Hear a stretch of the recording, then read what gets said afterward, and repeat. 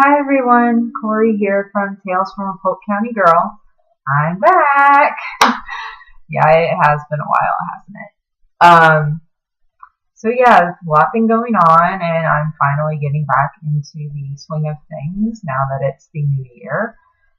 New goals, well, kind of the same old goals, but oh, and if I look like I'm bouncing, I bought a bungee chair and I'm sitting on it. It's so much fun. Anyways,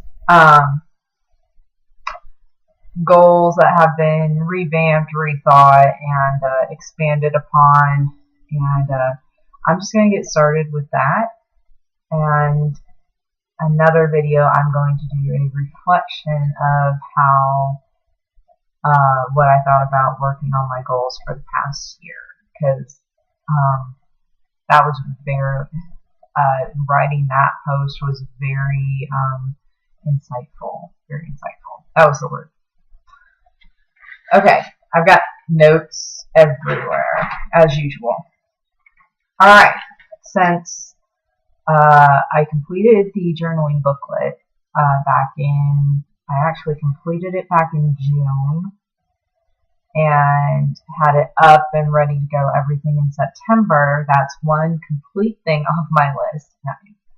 I can't tell you how glad I am that I actually did that. September was actually a very interesting month for me publishing wise.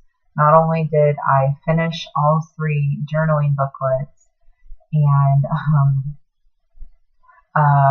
get them for sale up on Etsy, but I was also published in Carrie Harling's premiere issue of her paper planning e-zine, which was really cool because some of the other people I was published alongside of,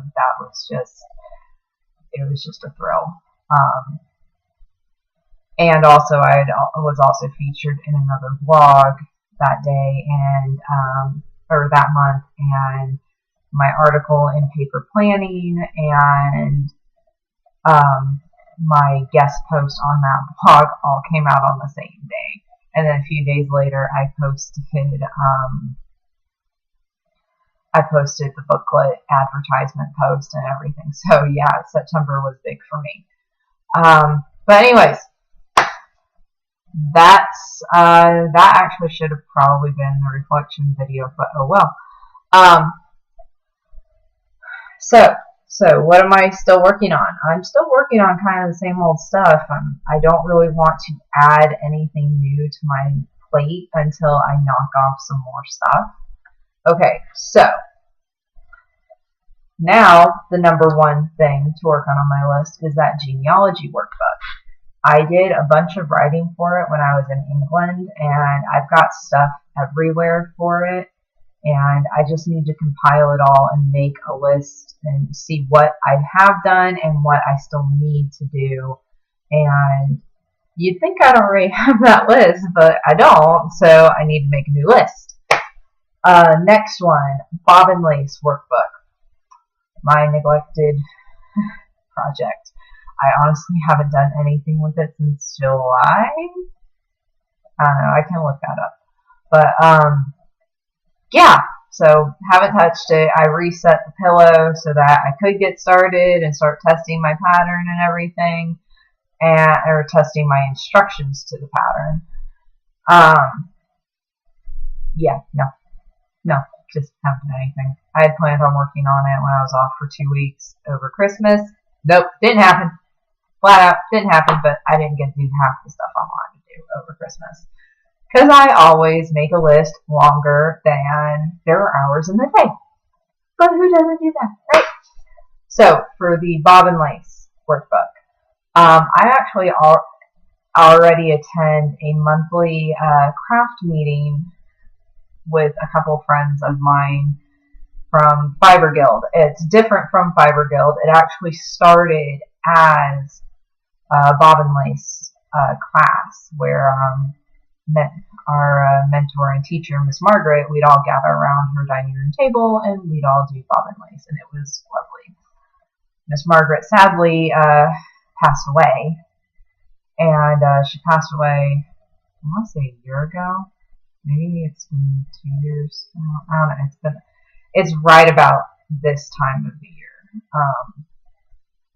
And, you know, I had this rather shocking idea. Since I go to this monthly meeting that we still call the Bob and Lace meeting, but no one has done Bob and Lace at it since Margaret passed. We all miss her dearly. And, but yeah, hey, if I'm going to this monthly meeting already, why don't I just do Bob and Lace at it and work on my book there? Because that makes sense. And since when do I make sense? Right? Okay, next on the list, the recipe book. Recipe book I'm actually doing pretty well on. I'm gonna write out 4 more recipes.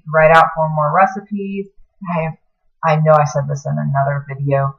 I am so close to being done, but now the recipes that I'm working on, they're more complicated, they're a little longer to write, a little more in depth, and they're the ones I've obviously been putting off, right? And then when I was cleaning out my flash drive, because I have to do that every once in a while, I found a folder with a bunch of typed recipes, and I'm like, forgot about those. So I'm going to go through, double check, make sure what's on that list or what's in that file isn't something on my list that needs to be done. If it is, cross it off. Yay, that's one less thing I have to do. And then I'll add those recipes to my to my list. I'm going over here thinking you can see what I'm doing, but you can't. You can just see my arm. Alright, anyways.